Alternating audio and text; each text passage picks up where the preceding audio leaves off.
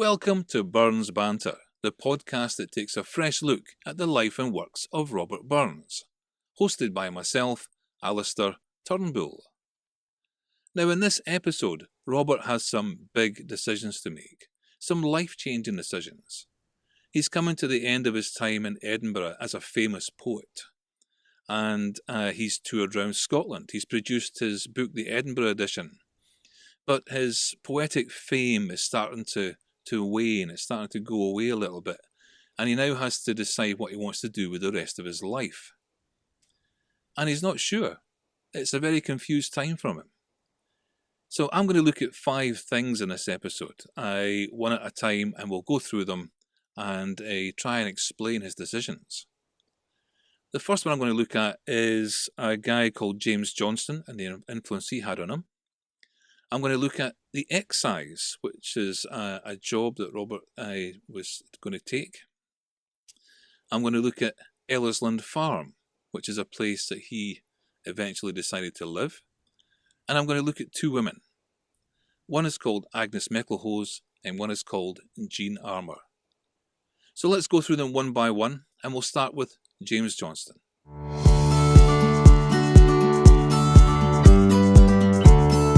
Right, James Johnston. Who is he? Well, he's an engraver from Edinburgh, and that was his profession. But James Johnston had a passion. He loved old Scottish songs, and he felt that a lot of the old Scottish songs in the oral tradition were being forgotten. They'd never been written down, and people were not singing them as much now. And he felt that there was a lot of culture, a lot of Scottish culture being lost because people weren't remembering the songs. And he talked to Robert Burns about this at one point, and Burns agreed with him. And Burns loves the old Scottish songs as well. He was heavily influenced by his mother, who used to sing them all the time. And he again felt that they were disappearing. So James Johnston, Robert Burns, and a gentleman called Stephen Clark, and a few other people got together and they produced a book called The Scots Musical Museum. Now, James Johnston basically thought of it. Robert Burns eventually became the sort of unofficial editor of the words, the lyrics in there. And Stephen Clark, who, by the way, was the organist at the Episcopal Chapel in the Cowgate at the time, he became the sort of musical editor. And they collaborated together. They found old songs, they brushed them up a little bit, they put them in the book. And they saved a lot of Scottish culture. That book is invaluable now for a lot of songs that we sing, that we would not have today without them doing that. Now, that means Robert is starting to become more of a songwriter than a poet. From now on in his life, he starts to write less and less poetry. He doesn't stop altogether, and he does write a few real good poems before the end of his life, but it's mainly songs he's doing now. And to be clear, he's not getting paid for this. This is a passion project. He wants to save the songs, so James Johnston isn't paying him for it. He's doing it because he wants to. It's out of the goodness of his heart. So that's the first decision he made. He wants to start being more of a songwriter, a collector, and preserve the Scottish heritage of the old songs. So, what does he do as a job? Well, let's look at that next.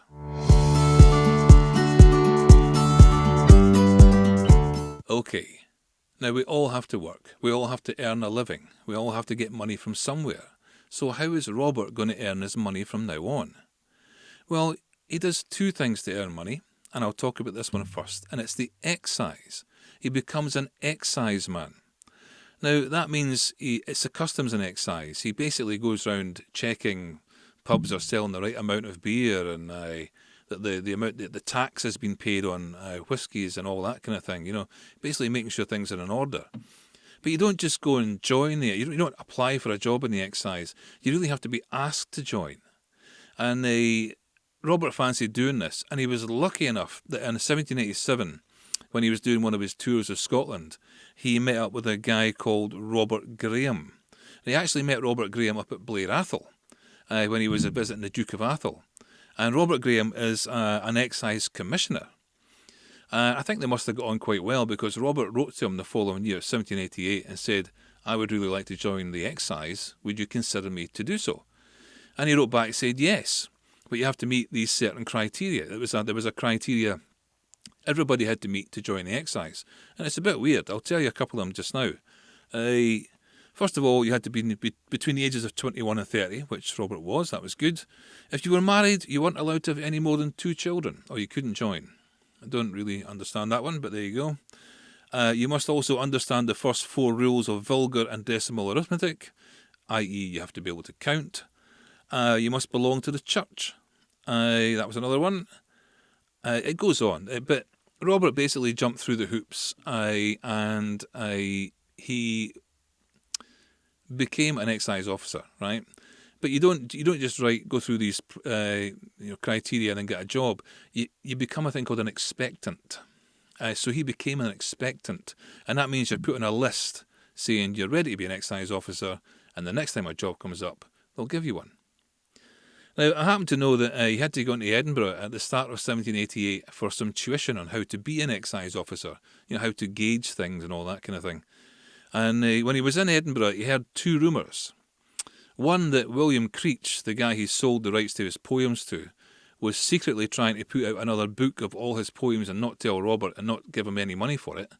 Now, the reason he knew that was because the engraver that did the engraving of his face for his first book had been asked by William Creech to give the plate over to do another printing.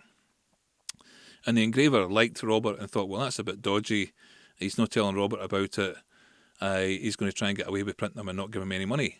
So what the engraver did was he put a mark on the plate so that any book that was printed after that would have that mark, and he would say that William Creech did it, it's identified by that mark, and he owes Robert X amount of money for the books. So that was one thing he heard. And the other thing he heard was a rumour about a guy called Deacon Brodie. Deacon Brodie was a carpenter and a locksmith and a member of the City Guild of Edinburgh or something, very well-respected man. And he was on the run because there had been a series of sensational burglaries in Edinburgh that year, and nobody could understand how they were getting in and out because they left no mess. And what it was Deacon Brodie, who was a locksmith, just basically kept the keys. And he was going in and stealing from the great and the good of Edinburgh to fund his gambling, and because he thought it was quite an exciting thing to do. And he was on the run now, so you'd heard all about that. And the reason I'm telling you that is because William Brodie, made cabinets. I said it earlier on. He made cabinets for a certain Stevenson family, right? The son of which was Robert Louis Stevenson. So Robert Louis Stevenson and the family knew Deacon Brodie. And Robert Louis Stevenson saw that Deacon Brodie had a very formal life during the day, very upstanding citizen. But at night was a completely different person. He stole and he gambled, and he saw the 2 lives of this one guy, and he used Deacon Brodie as the inspiration for the book The Strange Case of Dr. Jekyll and Mr. Hyde. So Deacon Brodie was the inspiration between for Jekyll and Hyde. Anyway, I thought that was quite interesting, so I pass it on. But so one of the things that Robert became was an excise officer, and he started to work in the excise. But that's only one of them. The other thing he decided to do was be a farmer again. Possibly not the greatest decision in the world, but he did it anyway. So let's look at that next.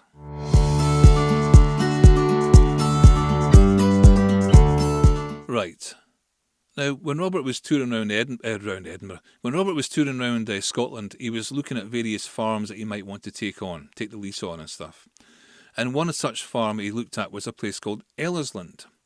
And it was owned by a guy called Patrick Miller of Dalswinton. And he looked at that because Ellisland was just south of Dumfries. It's on the banks of the River Nith. And he thought, it's a really nice place, but the actual farm buildings were all worn out. The house was rubbish. So he said to Patrick Miller that he would take it on, but he would have to have a new house built, and he would have to put lime on the land to make it better and all the rest of it. But he did actually sign the lease, and he did have a house built there for himself and another person that I'll tell you about in a wee while. So he took on this. He took the lease on for 76 years. And it was £50 a year for the first 3 years, £70 a year until the end of the lease.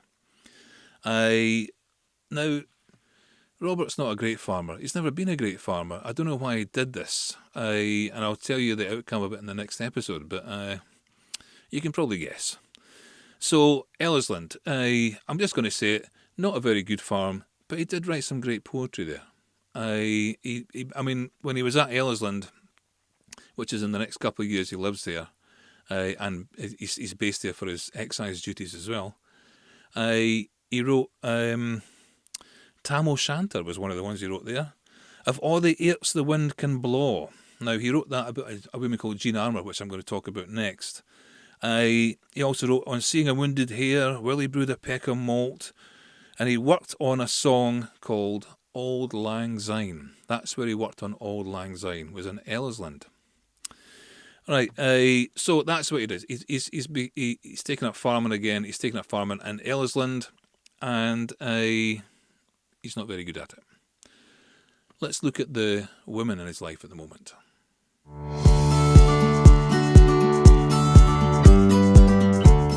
Okay, I'm going to talk about Jean Armour, but not quite yet. First of all, I'm going to talk about a woman called Agnes Maclehose. She was actually known as Nancy to her friends, so Nancy Maclehose. Now, Robert met Nancy at a tea party at a woman called Mrs. Erskine Nimmo. And he met her on the 4th of December 1787. And now Robert went to Mrs. Erskine Nimmo's house because he thought a woman called Margaret Chalmers was going to be there. He was a big, he loved Margaret Chalmers, basically. He wanted to be with Margaret Chalmers, but he never got anywhere near her. She actually ended up marrying an Edinburgh banker. But who he did meet there was Nancy Maclehose. And she was a strikingly beautiful woman. Slim, buxom, blonde, and had a great intellect as well. She was sharp as a tack. Also wrote poetry. And they really hit it off together, Robert and Nancy. And they met each other a lot of times. They inspired the most incredible amount of poetry between them and letters. But Mrs. Maclehose was in a bit of a delicate state because she was estranged from her husband who was in Jamaica. Financially, she was helped by her cousins and family, and they're all very pious and religious. And if they knew there was anything going on between her and a poet called Robert Burns, she would be, cut off and in a very desperate situation. So Robert tried very much to be with Nancy Maclehose, and obviously fancied her, but he never actually managed to do that. They never had a long-term physical relationship with each other. Nancy Maclehose was quite strong on that point. But what they used to do was they would write letters to each other all the time, and they would send them through the penny post, most of them. But they wrote so many of them that they started to get worried that people would find out that they were corresponding, and it'd be very bad for them. So Nancy's servant, a woman called Jenny Clow, used to go between their houses with the letters, hand the letters in, and wait for a response or go back for a response later on and all the rest of it. And Robert being Robert, because he wasn't having a physical relationship with Nancy Maclehose, he had one with Jenny, the servant. And so Nancy's servant Jenny became pregnant and was in a bit of a state.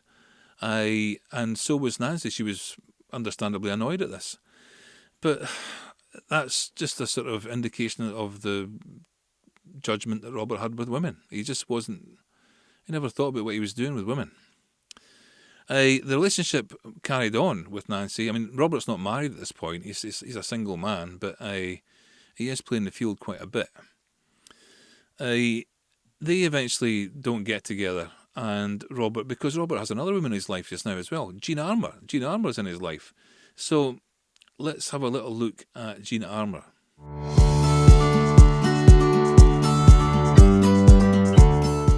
Jean Armour has been in Robert's life for quite a while.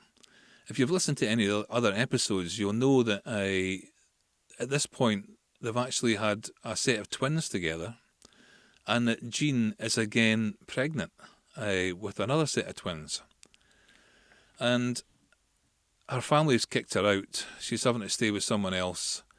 And Robert goes back to Maclehose and finds her again. And basically, after a while, and I don't know how he came to this decision, but because he talked about her not particularly nice terms when he was with Nancy, but after a while he decided he was going to marry Jean. She had the second set of twins, who were unfortunately were born premature and didn't survive any longer than a couple of weeks. But towards the middle of 1788, he decides he's going to marry Jean Armour, and does marry her, at the same time as still corresponding with Nancy Maclehose, at the same time as getting Jenny Clow pregnant. He just doesn't know how to control himself in that, I don't think. But, yeah, they were married. They actually got married in the writing office of Gavin Hamilton, in a very small ceremony. It was almost like he was trying to keep it secret. But he did write and tell some people about the marriage. And eventually invited Jean to live with him at Ellisland once the house was ready. And they did that.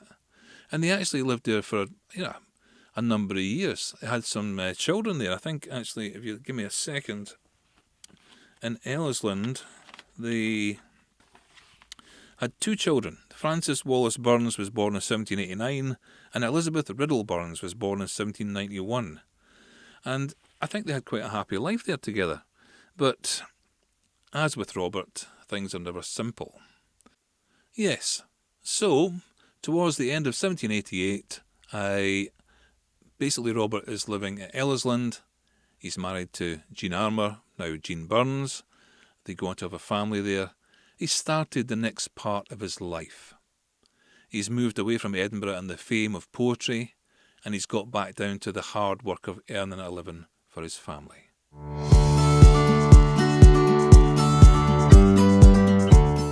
I'd like to finish this episode off by reciting a poem. And the poem I've decided to recite is called Of All the Airts the Wind Can Blaw. And it's basically a poem he's written about Jean Armour. It's about his new wife. And she's obviously inspired him. And this is the poem that's come to mind. Of all the airts the wind can blaw. O all the airts the wind can blaw, I dearly like the west, for there the bonny lassie lives, the lassie I loo best. There's wild woods grow and rivers row, and mony a hill between. By day and night my fancy's flight is ever wi' my Jean. I see her in the dewy flowers, I see her sweet and fair, I hear her in the tuneful birds, I hear her charm the air.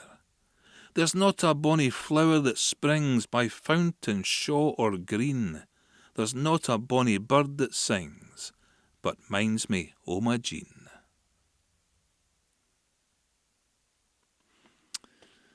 A love poem for his wife. One of the many women in his life. Anyway, that's it for this week. Robert has made the big decisions. He's left Edinburgh. He's become an excise man. He's become a farmer again. He's got married. All these massive decisions, all in the first few months of 1788. What's he going to do next? If you want to find out, wait for next week's episode of Burns Banter. But until then, Slán Java.